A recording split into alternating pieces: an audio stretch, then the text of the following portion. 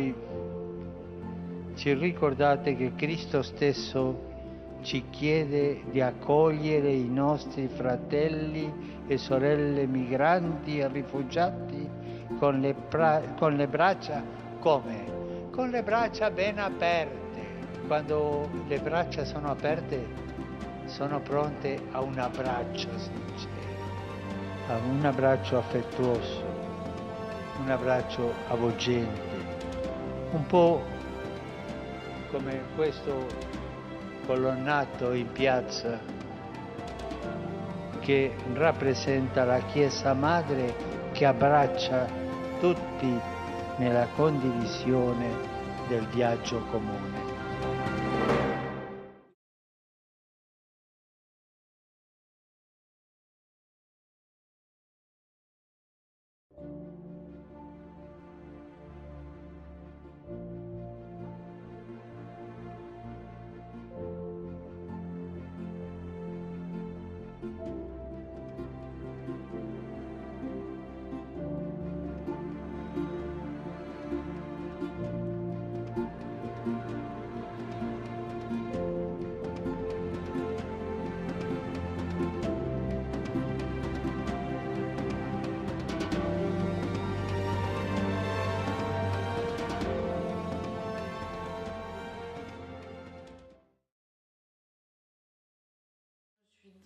C'est vrai, ça a été peut-être un peu de... On se remue un peu dans la tête en se disant oh là là, c'est bien raisonnable d'accueillir quelqu'un chez toi, un garçon que tu connais pas. Puis je me suis dit, de quoi t'as peur c'est pas très grave. Donc voilà. Et donc ce premier accueil s'est très très bien passé. Des jeunes en colocation, il y en a eu qui sont venus proposer d'héberger. Des familles avec enfants du même âge, adolescents, ça paraît évident aussi. Des personnes à la retraite, souvent des couples à la retraite, ça paraît facile. Bon, moi je me suis dit, la mamie peut le faire aussi. Ça a démarré au mois de juin, donc c'est assez récent encore pour nous, 5-6 mois là, le Sang pour un toit à Poudalmézo. Et donc on accueille une famille depuis le mois de juin, deux parents, 3 enfants, 3, 7 et 8 ans les enfants, et les parents ont 26 et 29 ans je crois, et une famille d'Albanais. Et donc le Sang pour un toit s'est monté sur un petit collectif, on était déjà en lien avec Diguemer, parce qu'on participe à l'accueil de mineurs isolés depuis 2 ou 3 ans, et on s'est dit il y a quelques mois, est-ce qu'on pourrait pas monter, on a vu les expériences de Sang pour un toit un peu dans des réunions comme ce soir ou comme vos réunions, on s'est dit pourquoi pas à Poudal. Et du coup, on a cherché un logement, alors qui n'est pas gratuit chez nous, mais on est allé chez le notaire, comme si on voulait louer quelque chose. Vous voyez, on était chez le notaire en disant le logement le moins cher que vous avez, si possible. Et ils nous ont trouvé un appartement qui nous coûte 200 € par mois pour 60 mètres carrés et quelques, avec des travaux un peu à faire dedans. C'était le deal.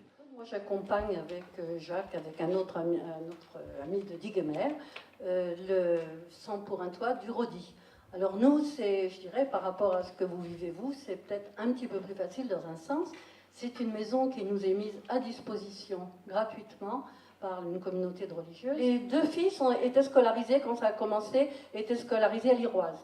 Bon, personnellement, j'étais prof à l'Iroise, si bien qu'on a essayé de faire un collectif à partir de beaucoup de profs de l'Iroise et puis d'autres personnes. Mais c'est vrai qu'à partir du moment où on connaît des personnes qui connaissent soit la famille, soit les enfants, c'est aussi un atout favorable. C'est vrai qu'au début, pour moi, c'était un peu compliqué, puisque se sentir chez nous, c'est un peu difficile au début, puisque déjà, le climat, la culture, tout ça change, mais il y a les bonnes sœurs qui nous ont beaucoup soutenus.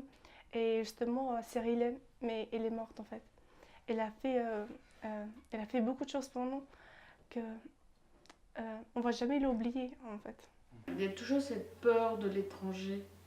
Donc, le fait d'avoir finalement l'étranger chez soi et à sa table, on s'aperçoit qu'ils ne sont pas différents du tout de nous. Ils ont puis cette envie de vivre qui est quand même, c'est les survivants. Hein. Ils ont laissé beaucoup de camarades sur le chemin. Et je trouve qu'on ne peut pas ne pas les voir ou les... Ils sont là et donc il faut faire quelque chose avec eux. Ils nous ont raconté pas mal de belles rencontres parce que moi c'est vrai que quand même il y a des gens qui leur tendent la main dans les rues à Brest. Et un jeune un jour il m'a dit oh qu'est-ce que les gens sont gentils ici en France. Ah bon? J'ai dit ah bon? Et parce qu'il dit si tu savais comme en Italie ils sont pas gentils avec nous. Voilà, donc on a un peuple accueillant finalement. Par l'intermédiaire d'une association morlaisienne qui s'est trouvée prise au dépourvu sur un couple qui allait se retrouver à la rue, on n'a pas hésité, on a accepté d'emblée de les prendre et de les héberger sur la commune. Et, il se trouve que dans la perspective d'accueil de migrants, un certain nombre de citoyens s'étaient manifestés pour apporter leur aide de par leur profession actuelle ou leur profession passée, soit pour donner des cours de français, soit pour les accompagner dans les démarches. Toujours est-il qu'il y avait un noyau de citoyens qui avaient d'emblée fait un acte de candidature pour accompagner ces migrants.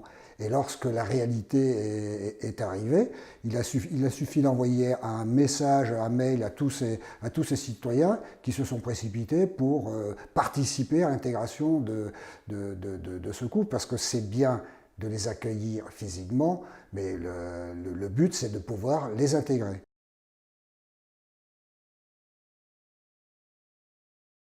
Sur Landivisiau, on a accueilli depuis déjà 2 ans de nombreuses familles, donc dans un lieu qui s'appelle la Cité Marine. Et comme les autres associations caritatives de Landivisiau, le Secours catholique s'est impliqué.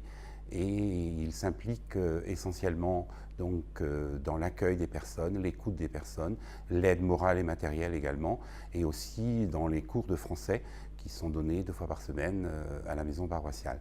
On prenait exemple du café Brézunec, où les gens discutent en breton.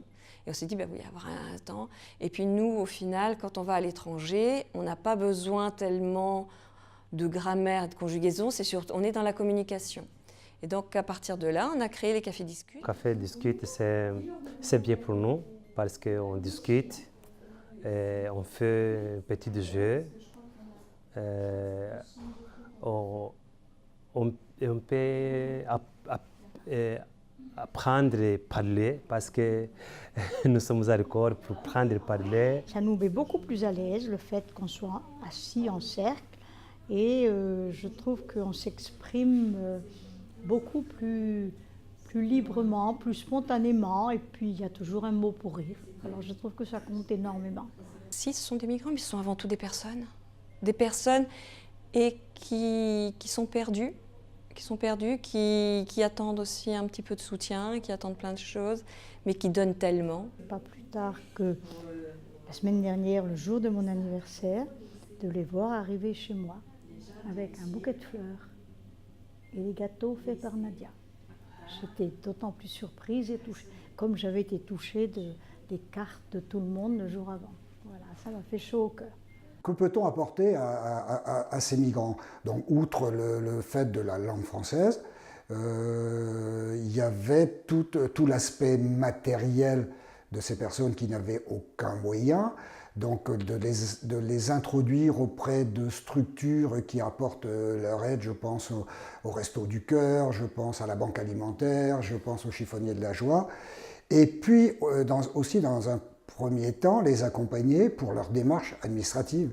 Déjà que pour nous, c'est pas simple. Alors pour des personnes ne parlant pas français, ne comprenant pas forcément la façon dont ça se procède, c'est encore plus compliqué. Donc ce groupe, ce collectif, d'ailleurs que je salue pour le boulot qu'il a fait, qu'il continue à faire, a entrepris de les accompagner dans toutes ces démarches, dans l'apprentissage de la langue française, et puis aussi de les intégrer dans les associations locales, football, pétanque, ping-pong, enfin tous les sports qu'on peut proposer sur la commune. Ensuite est arrivé, plusieurs mois après, l'école mise en place par les Utopistes en Action, avec ma collègue du Cloître, effectivement, qui a mis à disposition un local pour les accueillir. Et Ralil donc, participe aux cours organisés par cette école.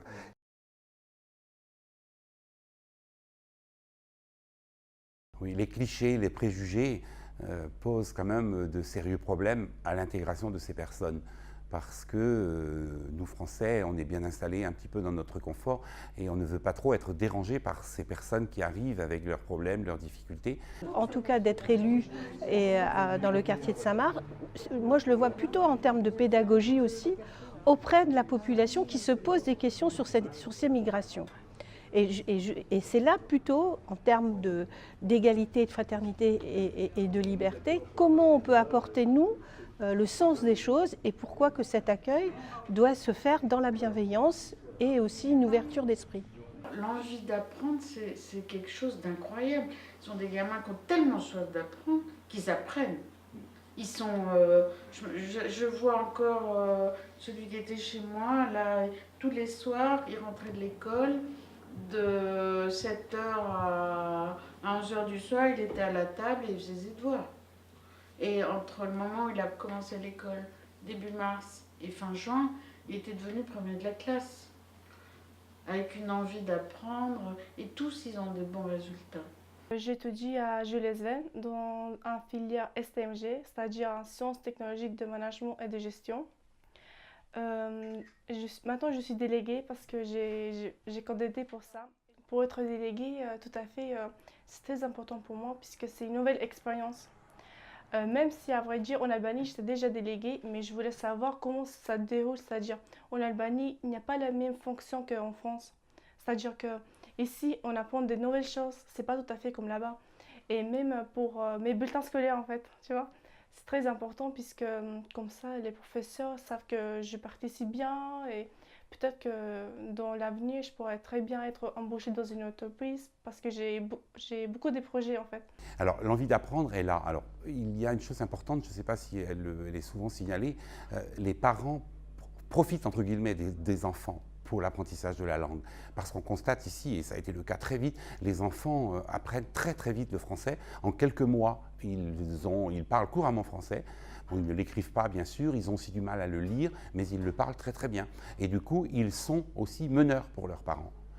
Et donc, plus les enfants parlent, plus les parents sont aussi désireux d'apprendre parce qu'ils peuvent communiquer en français. Et pour eux, le fait d'apprendre le français, c'est aussi une forme d'intégration.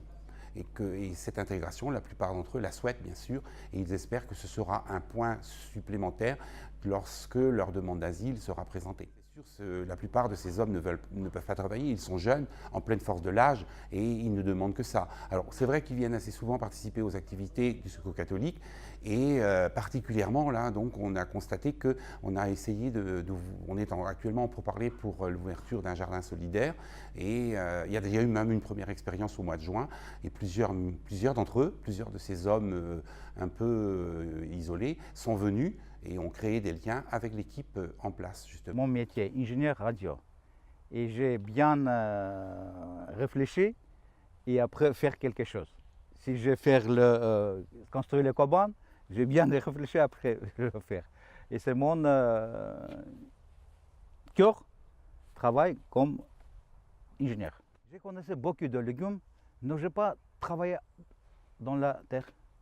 C'est ça que je viens en France, première fois, je travaillais et je fais quelque chose qui je regardais comment elle pousse. Et c'est biologique, c'est pas le chimique. Toutes les plantes, nous mettons là et poussent bien. Et nous mangeons. Et après, nous colle élémentaire pour qui vient d'un Secours catholique. Par exemple, à Brasparts aussi, il y a une famille albanaise. Eh bien, le papa, il est arrivé là-bas au mois de mai, à Brasparts. En fait, il a vu qu'il y avait un jardin dans l'école privée, puisqu'il est accueilli dans un appartement de l'école privée de Brasparts. Mais en fait, maintenant, je crois à la rentrée, il va être chargé de dire aux enfants quels sont les légumes qu'il a cultivés pendant l'été et comment les récolter. Voilà. C'est formidable de voir l'Albanais qui vient enrichir l'école privée les enfants de l'école privée de Brasparts. Moi, je suis professeur de psychologie. J'ai fait mon métier chez moi, dans notre pays. Là, de notre arrivée, après 10 mois, j'ai trouvé un travail à l'école Saint-Charles. Donc j'ai un contrat de 2 ans à l'école Saint-Charles. Ce n'est pas le même métier, mais je travaille dans la cantine. Et puis là, je suis en train de faire équivalence mon métier, mais il faut bien parler le français, il faut un bon niveau de français, mais pour l'instant, je travaille. Ah oui, je suis envie de donner un coup de main là en France parce qu'on a eu, il y a beaucoup d'aide grâce de l'association Bienvenue, ils sont chrétiens, et puis les gens de l'Octodie, de Quimper, moi je suis envie de donner un coup de main pour présentation.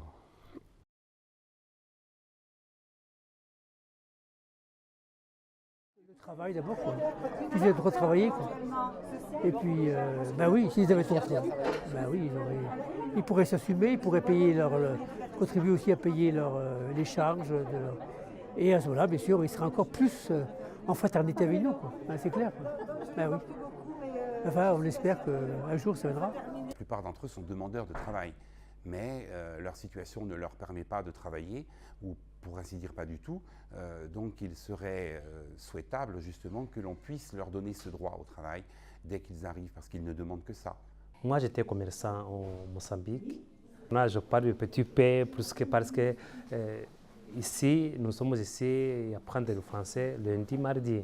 Mais l'autre jour, mercredi, jeudi, vendredi, samedi, dimanche, nous sommes à la maison. On apprend beaucoup, mais quand on a commencé à travailler avec les autres, on va prendre mieux. Oui. Notre besoin est rester ici, travailler, faire notre enfant grandir comme ça ici en France. Oui. Ça nous interpelle énormément parce que leur situation est loin d'être clarifiés, ils s'accrochent, ils font tout pour s'intégrer. Et je crois qu'ils sinon, ils vont d'obstacle en obstacle. Ça a l'air, je dirais pas insurmontable, mais ils sont vraiment courageux. On ne sait pas encore ce qui les attend demain. On ne sait pas. En fait, ce que je veux vraiment, c'est d'avoir un titre de séjour pour après que je puisse continuer mes plans d'avenir. C'est-à-dire d'avoir mon code, puis avec mon code, si c'est possible, une voiture, ou après avoir le droit de voyager, même de continuer mes études en fait tout court, parce que si j'ai pas ça, j'aurais pas le droit de travailler après, ni de construire ma propre famille. Du coup, ça empêche un peu. Pour demain, normal, je pense que les lumières ne pouvaient tomber comme ça. Un jour, j'espère que pour ma famille une chance que cette lumière te fait verte lumière. Notre famille n'a pas cette possibilité de marcher de cette vie avec la dignité. Que pour moi, c'est très important de la vie. On ne sait pas quel sera leur avenir, si leur avenir sera en France ou pas. On ne sait pas. Mais ce qui est sûr, c'est que du point de vue personnel, on a gagné des amis. Ça n'a pas de prix. Et ça n'a pas de prix. Et une ouverture culturelle, une ouverture d'esprit. Il y a plein d'autres choses. On relativise plein de choses à notre niveau. Hein. La rencontre est super intéressante. Il ne faut pas avoir peur d'eux. Au contraire, faut briser un peu cette retenue que nous pouvons avoir vis-à-vis de ces jeunes, enfin surtout des gens différents, d'aller vers eux. Puis quand on fait des choses avec eux, on s'aperçoit que c'est très enrichissant. Moi, j'avoue que j'ai jamais... ça faisait longtemps que je n'avais pas autant ri. J'étais en train de faire une formation sur autre chose et il y avait une page entière sur joie, bonheur, enthousiasme. J'ai dit, ah mais ça, c'est exactement ce que j'ai vécu la semaine dernière en faisant l'atelier avec les jeunes. C'était que du bonheur, de l'enthousiasme. Voilà ce que ça apporte.